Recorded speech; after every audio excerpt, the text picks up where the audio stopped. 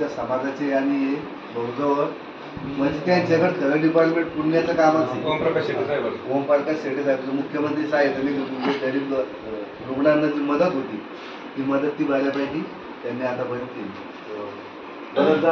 असं नाव ऐकलं ना बरेच पेशंट असले आपण काय दरवर्षी आपण देवेंद्र फडणवीस साहेबांचा वाढदिवस आपण साजरा करत असतो. आता साहेबांचं दरवेळेस असं असतं की साहेब कधी शाल, बुके, फोटो, टीव्हीवर ॲड हे असं कधी वाढदिवस साजरा करतात.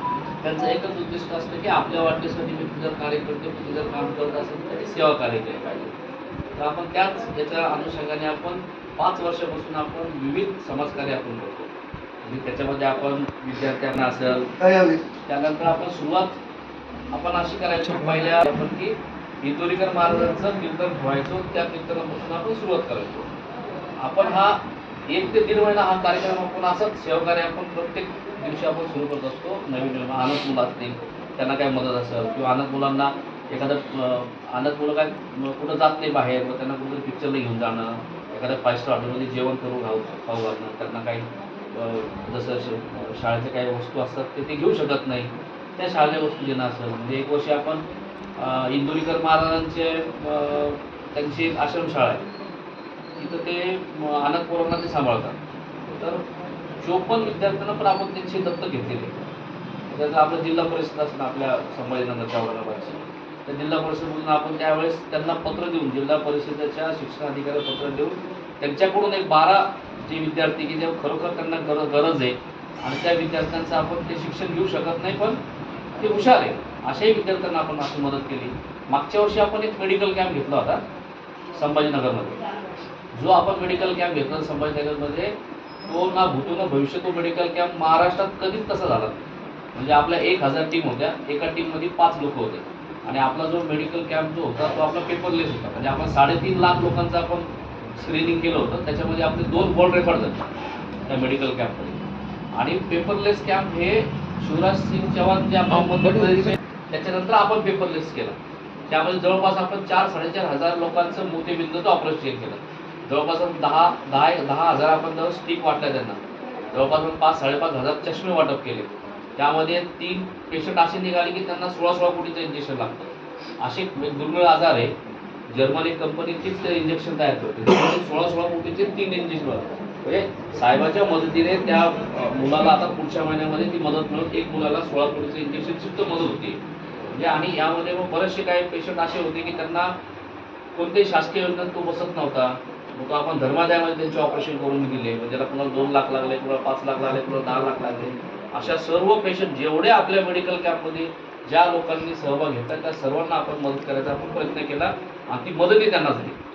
आता ह्या वर्षी आपण काय करतो की ह्या वर्षी आपण एक 2-3 उपक्रम आपण चालू करतोय की आपण एक हॉस्पिटल आपण चालू करणार आहे की जे प्रत्येक गावामध्ये प्रत्येक सर्कलमध्ये बाजाराच्या ठिकाणी ती आपली ॲम्ब्युलन्स येईल. त्यामध्ये डॉक्टर असेल ते डॉक्टर तिथे येतील.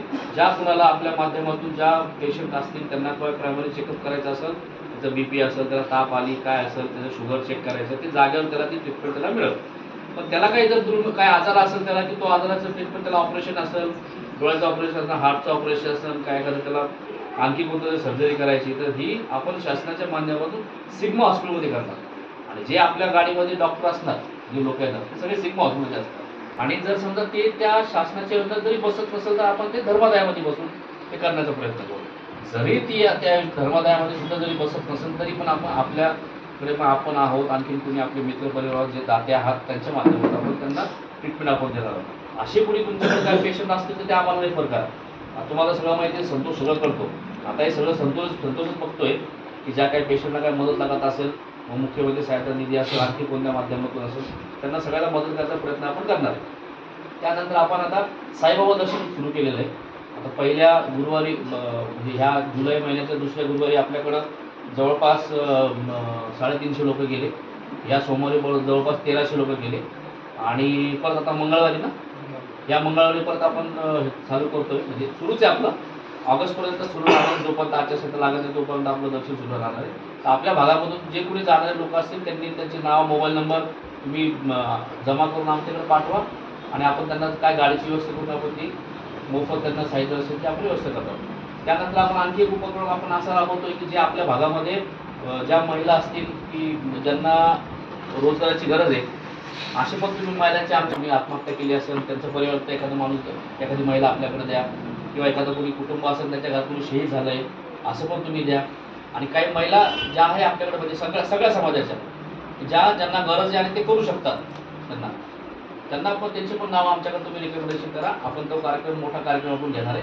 त्या कार्यक्रमाचं जे डिस्ट्रीब्युशन आहे जे आपण जे करणार आहोत ते सन्माननीय आपले राज्याचे उपमुख्यमंत्री देवेंद्र फडणवीस साहेब हे त्या दिवशी येणार आहे. तो आपला कार्यक्रम साधारण तो ऑगस्टला 25 ते 30 ऑगस्टच्या मध्ये तो आपला कार्यक्रम असणार आहे.